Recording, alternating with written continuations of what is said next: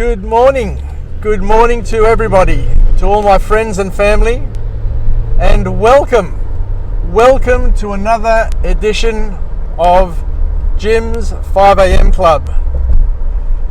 I'm on my way to work. It's Saturday morning, and I come to you from Victoria Road. I'm driving along, observing hands-free, of course. It's a clear day with a bit of cloud on the horizon. It's crisp, which is just the way I like it. And I thought today that I'd love to share with you a lesson that I learnt many years ago while working for an organisation called Advantra, which was a joint venture between Telstra, IBM and Lendlease, which specialised in outsourcing of telecommunications and data networks for major Australian corporates. I spent 35 years working as a commercial manager, putting together outsourcing pricing for major deals. And one of the biggest deals that I priced was the total voice and data outsourcing of the network for the commercial Commonwealth Bank of Australia, CBA. To put it into perspective, it was a billion dollar project that I managed to price for a tender. And over the years, especially in the outsourcing fields that I've been in, the one thing that I've learnt is that people rarely estimate or can predict the costs of effort, of resources that are required for a project. I think it's a human trait that people always underestimate how much effort is required and how much time is required and how much specialist skill is required to get a project up and running. Projects have 2 or 3 main stages within their development stage, within their life cycle, of which the first is the implementation stage, where you build the project and get it up and running. And then you have a steady state where it's managed and run. And then you have a phasing out or a winding down stage where the end of the project comes about. I was very, very fortunate in those organisations to have worked with some really gun project managers. People who were leaders in their field and recognised global specialists and experts. And when I was pricing and putting together the cost estimates for this massive Commonwealth Bank project, I remember a project manager saying, and the words still stick with me, and he said that, and we can use this in all aspects of our life, this wisdom that came out of the words, out of the mouth of this project manager. I forget his name. He was young, but he was brilliant. Very, very clever, very, very brilliant, very, very experienced, and was very, very keen to make sure that a project got up and running as quickly as possible and was not a disaster from the very beginning. And he said, James, the one thing that I've learned and the one thing that I drive for is that you can't become efficient before you become effective. Let me just say that again. You can't be efficient before you're effective. So what he was alluding to was that in a project, you need to be effective before you become efficient. And effective means you need to throw the resources. You need to properly resource a project, a problem, a social event up front. You need to load up the front of the project with the right resources and the right effort to get it off the ground.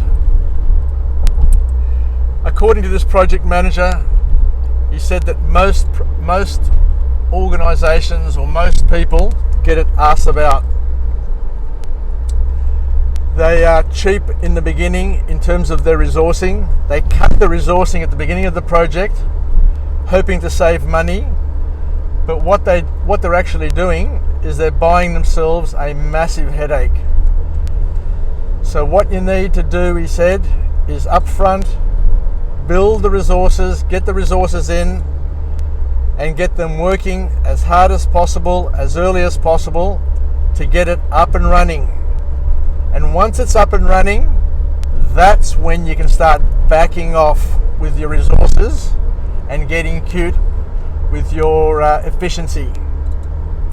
But if you do it the other way around, you're sure to have a stillbirth with your project. And once a project starts having problems, that's when everybody starts disappearing into the woodwork, and a problem just starts to build and build and build until you get to the stage where you need to throw 3 times the amount of resources to get it back on path for operation. So, where am I going with this?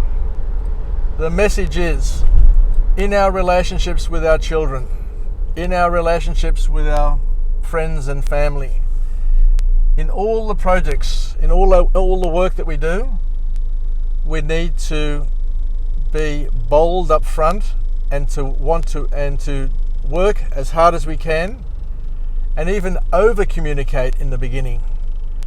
So in the beginning, when a project is picking up and building up, yes, there are a lot of resources there, but we need to over communicate to make sure that everybody knows what's happening, and to ensure that everybody can see what we're trying to do, so that we're all on the same page. So with our children, with our families, with our friends, always strive to be effective before you can become efficient. Easily said than done, but that's the wisdom that came out of project management. I see a lot of people starting their businesses and or starting projects and being light on in the beginning with their workload, and then wondering why. Why is their marketing not working? Why is their advertising not working? And the reason is that they haven't gone hard enough or big enough for long enough. So don't be shy to be bold. Don't be shy to throw the resources at the time when they're needed, rather than wait till there's a problem and you need to throw triple the resources to try and revive something which may not be revivable. With our relationships, with our friendships, with our marriages, effort counts. Don't wait for the other people to sort out the problems or the challenges. Be there, do the heavy lifting for as long as it takes to be effective. And once you're effective and you're getting the results or seeing the results that you want, that's when you can slowly start backing off with your time and effort. But always keep your eye on the ball, because you may back off too much and all of a sudden things go sour again. So remember, big effort up front, then start backing off slowly, and then let it run on automatic pilot, but manage from a distance. One last message is that a lot of people get sucked into staying hands-on for far too long, especially with their children, with their families, with their relationships, with projects. There comes a time where you need to back off. There comes a time where you need to let it run on automatic pilot, because with your effort up front, hopefully the project or the situation, the relationship has developed its own self-fulfilling or self-propelling tendencies without you needing to mother it and smother it and strangle it. So back off, and we've said this before in one of my previous talks, but you need to give things oxygen to breathe and room to grow. Anyway, I think that's enough for this morning on this beautiful Saturday morning, and wish everybody a great weekend and a beautiful day with your family, friends, and for whatever you're planning to do today. And we'll chat again. Remind ourselves we're well, we're healthy, and we feel great, and have an awesome day. Bye for now from Jim's 5am Club, and we'll talk again. Yasas.